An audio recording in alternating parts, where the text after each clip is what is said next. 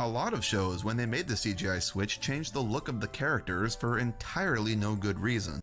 I don't know how to break the news to you, Tug, but it wasn't like that when it started. Bob the Builder. I can't escape talking about this franchise, can I? Now, it might not be on the same levels as something like Thomas, Postman Pat, or Fireman Sam in terms of rewatchability, as out of those batch of shows, it's probably the one that's most targeted towards a younger demographic. Now, I'm not trying to argue that it's more than just a kids show, no. I'm just saying it has all the assets that make it a good show. Well-written stories, a charming set of characters, a very cute stop-motion animation style, and an epic theme song that makes any 7-year-old feel like a Chad when they say no, we can't. Now, throughout the years, Bob has had 4 incarnations: the original series, Project Build It, the 2015 reboot, and the series that I'll be discussing in this video. The 3rd generation of Bob the Builder, that I feel like is not discussed about that often in the Bob the Builder fandom. And that's where I step in, as I'll be going through this series, as well as sharing my thoughts on this sort of retrospective on this series. This is Bob the Builder, Ready, Steady, Build.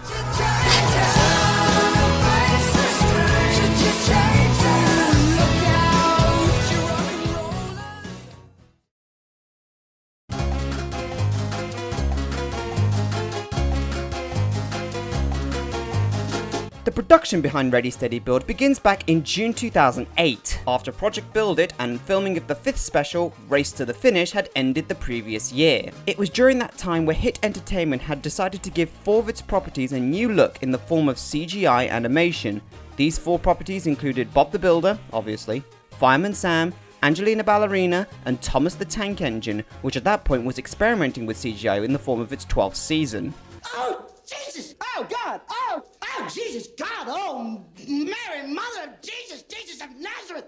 This came about during an interesting time where stop-motion animation was sort of a dying form of animation, and all the shows that were made during the mid-2000s were trying to seek the same widespread attention as something like Bob did, which I might argue that Bob is the sole reason why there were a bunch of stop-motion shows being made during that time period, as Bob was sort of a renaissance of stop-motion. Still, Postman Pat still kept using stop-motion, but other than that, shows like NG Benji, Little Robots, and the revival series of both Andy Pandy and Bill and Ben the Flower Pot Men were brought back because of Bob, but they only lasted a few years. Which is surprising, especially for something animated by Cosgrove Hall, who were once the empires of stop motion, only for them to cease existence 14 years ago.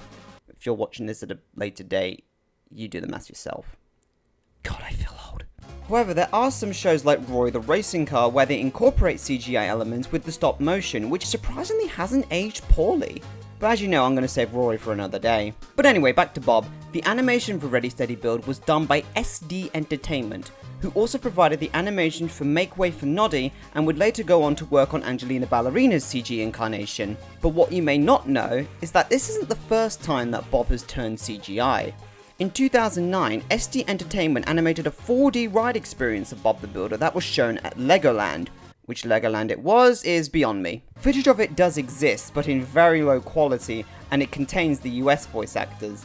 If you were going to build a roller coaster, you'd need to plan it very carefully first.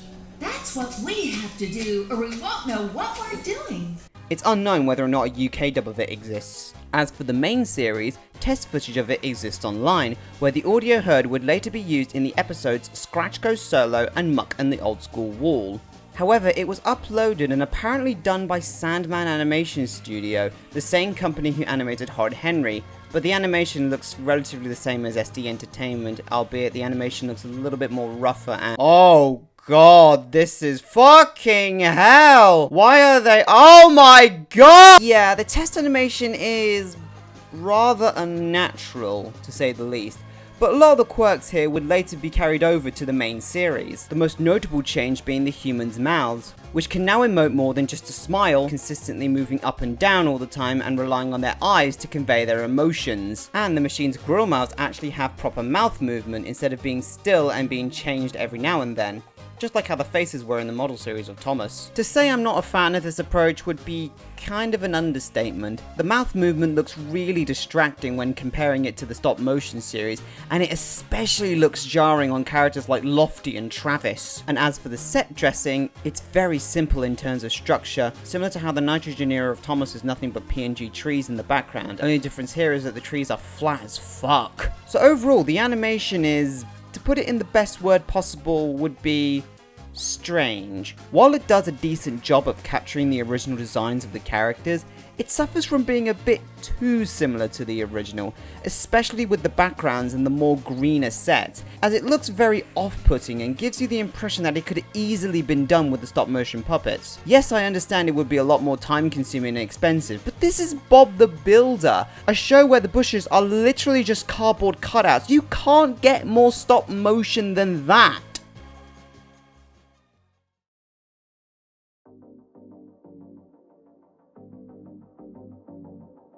Now for the series itself.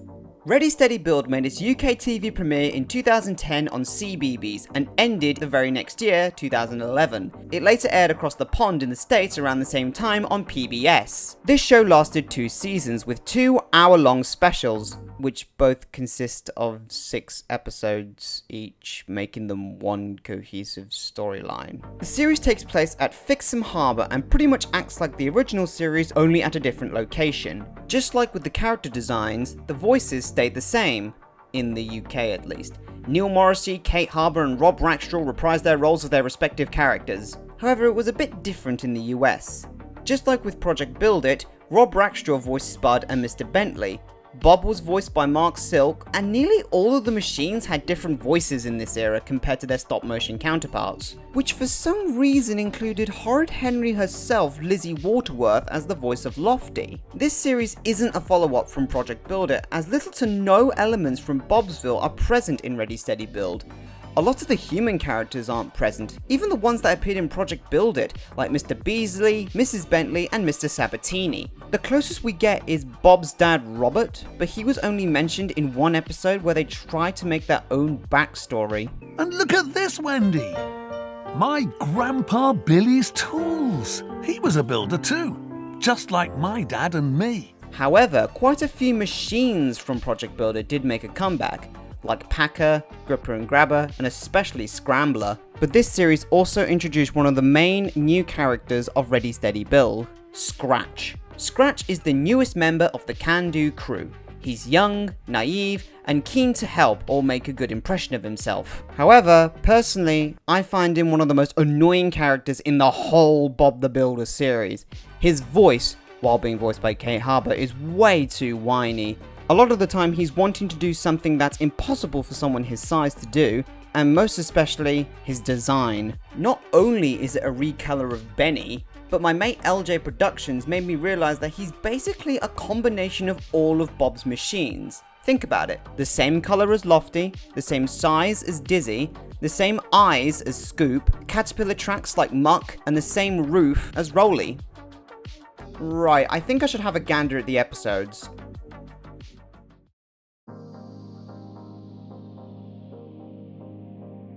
For this review, I'll be taking a look at 2 episodes from each season of the show.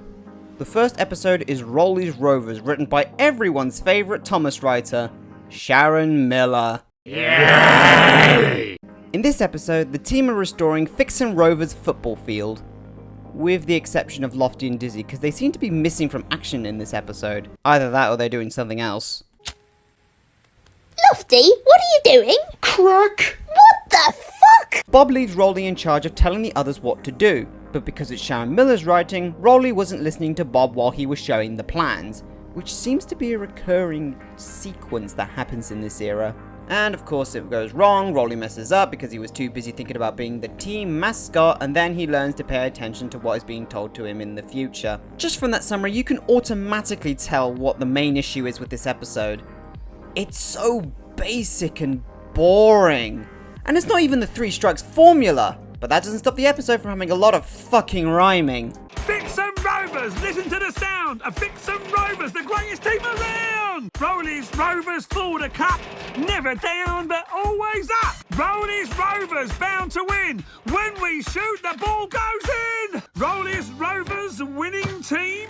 When we score, the crowd will scream. Right in my ear, dude. Another issue this episode has apart from the rhyming is Rolly's mindset. It manages to get his character both right and wrong at the same time. Whilst yes, Rolly enjoys making up little songs as he works, but he'd never make that the main priority over a job. For example, in an episode of Project Build It, Rolly's new friend to be precise, Rolly isn't doing the job he's supposed to because he's following a bird, but he knew he had a job to do, so he tells the bird to move so that the team can have space to build. Oh no, Birdie! I don't think that's a very good place for your nest. Yes, it is a nice tree, but we're building a new road on this track. But in this episode, Rolly just essentially tells the team to just do whatever you want while I make up my own shit. Also, Mr. Bentley just giving Bob the job of being team coach out of nowhere was very unlike him. Finally, is it just me, or is it really weird seeing the machines mimic the mouth plates seen in the original series? Seems to only be in this episode. My ear is still ringing from that noise. Anyway, the next episode is called High Tide for Lofty. The other night, a big storm swept across Fixham, destroying the old pier that we've only ever seen in the title screen of the episodes, and even here it looks fine. So Bob and the gang have to fix it while the tide is still out, but Lofty is worried about getting wet, and that he might fall apart like the pier. So Lofty is basically afraid of the water, and Muck and Dizzy only make it worse. Lofty is scared so much that he loses one of the wooden posts and takes the long way to the supplier's yard to avoid the sea, and then he, accidentally, destroys the pier all because Dizzy mentioned the fucking sea! Or ocean if you've watched the US dub. But he rebuilds it, saves Dizzy, and finds out that water can't hurt him, and the animation for the final scene is one of the worst pieces of animation I've ever seen from this show. So the main reason this episode sucks major horse testicles, if you can't tell, is because Lofty is such a pussy. Now I understand he was scared of mice and heights in the stop motion series, but that only gets brought up every now and then. But in this series, Lofty's timidness has almost become his only defining character trait. Another reason is because of the previously mentioned animation. Like, what the fuck is that set? But if I'm being honest, this episode wasn't as bad as I thought it was gonna be. Whilst it does downgrade Lofty's character and has horribly aged CGI, at least it doesn't have consistent rhyming and a mindless lead character. Now we move on to Scoop's Big Job, from the second season. Now this episode is actually from the Legend of the Golden Hammer saga, but because that and Big Dino Dig are basically just 6 episodes making up a 60-minute special, they technically classify as episodes. So the sort of side plot in this episode is that Spud and Scrambler are trying to find Pirate Brickbeard's golden hammer. Because if there's one thing that pirates have, it's their golden hammer. Well, unless the pirate's name is Jeremy Clarkson. Anyway, the main plot of the episode is the team have to fix a lighthouse. It's here where we get to see Splasher again, one of the few characters from Project Build It to make an appearance again. He's helping the team out, but Scoop believes that he's the only one that can do the big jobs. Oh, for God's sake. Wait, how many times has Scoop acted like this? Yeah, twice. Once in season 3, and the other in Snowed Under. But with those situations, Scoop actually had a reason to act the way he did. In Scoop's In Charge, it was because he wanted to ease off Bob by being in charge himself. And in Snowed Under, his ego went to his radiator. But here, he got envious of someone taking his job. And the absolute worst thing about this episode is even though it's not written by Sharon Miller, it's still a fucking 3 Strikes Formula episode! This episode is probably the worst one of the bunch. Appalling story, horrendous handling of Scoop, and the missed potential of utilising Splasher in this episode.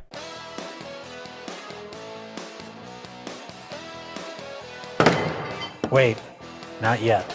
Before I blow my brains out, we've got one final episode to look at. This is Bob's Big Bounce. The team are building a trampoline and they need to move all the materials for it, and I can't pick it all up. Shall I ask Bob to help? No, let's try and solve this problem by ourselves, Scratch. holy shit, there is a god, Scoop is back to his normal character. So after seeing this, Scratch wishes he could fix a problem himself, and he seizes the opportunity when one of the springs for the trampoline is found broken. With no spare springs left, Scratch borrows some glue to stick the spring back together, but being a machine, he can't use the glue. Despite him being able to pick up a singular spring, a broken spring mind you, from a box full of several other springs. Yeah, I'm just as confused as you are. So he enlists the help of our Lord and Saviour himself, Spud, which leads me to one of my biggest complaints about Ready Steady Build. Spud isn't really the same Spud we all know and love. In the original, Spud is a troublemaker and loves to cause havoc in Bobsville, intentionally or unintentionally, but not to the point where he's unbearable. There are times where he just wants to help. Project Build It does this a fair few times, but he still has the troublesome nature and essence that Spud has. But in this show, Spud is just too friendly, and this episode really shows that. So after Spud helps Scratch, he puts it back in the box, but when Bob gives the trampoline a test jump, the spring breaks and Bob flings into the air and surprisingly doesn't get hurt. Whoa! It's out of the park! So after that, Scratch owns up about the spring, but now the trampoline has lost its shape. So Scratch tries to sort this out by getting everyone to help, and it's fixed. The job's done, and Spud does what he should have done in this episode. This is definitely the least worst episode of the 4, but saying that doesn't mean it's good either, because the moral is very on the nose and blatantly stated near the end. But overall, it's still, at the very least, watchable. And speaking of watching, I decided to give 4 of my friends 3 episodes of Ready Steady Build to watch. 2 who have seen the show, and 2 who haven't seen the show, and I got them to record their honest thoughts on Ready Steady Build. So after coming back to Bob the Builder Ready Steady Build after so long, I could say that visually it looks great. The models really translate well into the CGI that they're using, and not just of the characters but the sets. Visually from model to CGI, it works really well in this show, unlike the ugly reboot that all of us have come to hate at this point. A big critique though that I can give on this show is its writing. It falls under the same category that Thomas the Tank Engine had from season 8 to season 16, where the writing isn't really focused around them being construction machines, as it's more focused on making the moral of the day a more blatant statement rather than a let's see if they get it kind of approach. It feels like a kids show of its time, but if I had to choose between the reboot and this, I would gladly come back to this. Ready Steady Build isn't the worst thing I've seen, but it does have flaws. From characters behaving differently, but not out of character, Thomas and Friends eat your heart out. The animation is just average, but passable, and not the worst. CGI Fireman Sam eat your heart out. The story and plots are either okay, mediocre, bland, or just meh. And you can get the feeling that they were struggling and running out of ideas. Also, the way the locations look visually in terms of how they're set up feels like a map from a video game. Simpsons Hit and Run, Mario 64, or Pixar Cars by THQ. Or something straight out of the Garfield show, where it's a big empty area with characters and assets just thrown on. In terms of highlights, is hearing the voice cast from the UK dub still giving their best performance on the characters they've been voicing since 1998. And Spud himself because of how really animated they made him. So as a whole, Ready Steady Build isn't the worst Bob has seen in CGI, whilst the reboot makes Bob look shite, but hey, at least it died off. Unlike all engines go. Now I can clearly see that Thomas took advantage of being CGI, and even Fireman Sam, for as bad as that show became. Bob just doesn't feel like it understands the whole appeal of being in a CGI medium. Just felt like they took steps back, especially in the writing department, which it feels like we're just kind of treading water and not really going any further or backward in terms of quality. Rollies Rovers. Yep, Sharon Miller's story to the T. I really find it hard to believe that Rollies is dumb. Scratch goes solo. It just kind of set on me that this town is named Fixum Harbor. Oh god, please kill me. The 6-year-olds are being taught by this person who's wearing a leather jacket and pink hair. Cool. And lastly, the dialogue does not match the animation at all. Stage struck dizzy. You're building a shed out of sets. Sets are usually made out of canvas. No way that would hold up. And it all ends up with just watching him say one line. What I'm trying to say is all these episodes are just boring and repetitive and they all feel the same, which if this is any indication for the rest of the series, I'm going to pass. So we have Bob the Builder Ready Steady Build. Yeah, you can just tell that this is the beginning of the end in a lot of ways. This was like towards the era when Thomas switched over to CGI. At least the Thomas one, it looked at least presentable. Here it's just kind of embarrassing. In terms of actual content, it's the same stuff over and over again. In fact, probably more kiddified. So, in fact, that they added a new blue, like, I think it's Scrambler? Some blue thing. He's meant to be, like, the young character. But that's what Dizzy's job is. Dizzy is meant to be the youngest character of the gang, pretty much. Like, you could argue, oh, well, Dizzy's sort of grown up at this point, but, like, that's kind of the point, is that they're kind of meant to be the same. Unlike Thomas, where it can keep going, and, like, you can have more characters, Bob is one of those where after an episode it kind of resets itself. And another thing that I will say is that I'm glad they kept the original cast, which makes it a lot more tolerable. Well, for the UK dub. For the US dub, it's just bad. Like, I have this one Hits Favorite DVD called Sweet Dreams, and it's terrible. The whole episode, the blue thing constantly is like, oh, I need a nap, but at the same time, I want to help my friends. And then Bob's like, you should go home and take a nap. But yeah, no, it's not great.